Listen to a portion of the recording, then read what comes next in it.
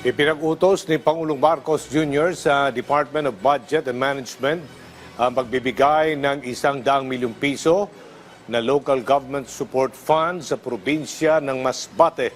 Lain nitong mapabilis ang rehabilitasyon sa probinsya matapos bayuhin ng bagyong Opong. Bukod dyan, maagi ng tulong ang Pangulo sa mga pamilyang tinamaan ng kalamidad sa Masbate.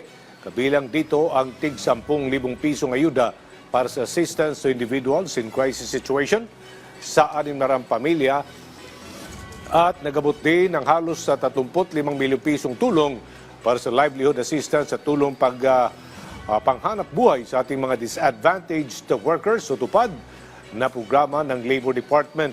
Mabebenepisyuhan ito ang 6,455 na individual sa 11 munisipalidad sa bansa.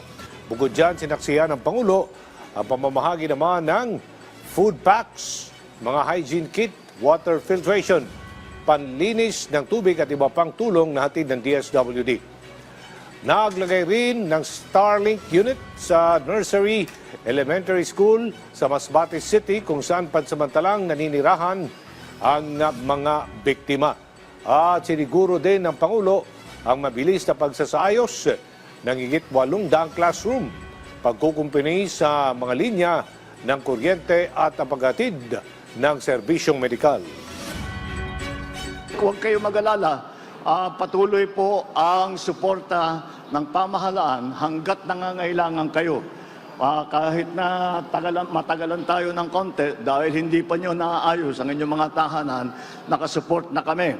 Kahit umalis kayo sa evacuation center, pero hindi kayo makauwi sa sarili ninyong mga tahanan, ay tuluyan pa rin magsusupply kami nitong family food pack.